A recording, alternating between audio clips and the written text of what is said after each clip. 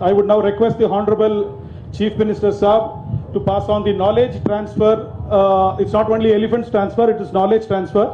This consists the standard operating procedures. ಆನೆಗಳನ್ನ ಯಾವ ರೀತಿಯಾಗಿ ಪದ್ಧತಿಯಾಗಿ ವೈಜ್ಞಾನಿಕವಾಗಿ ಹಿಡಿಬೇಕಂತ SOP ಇದೆ.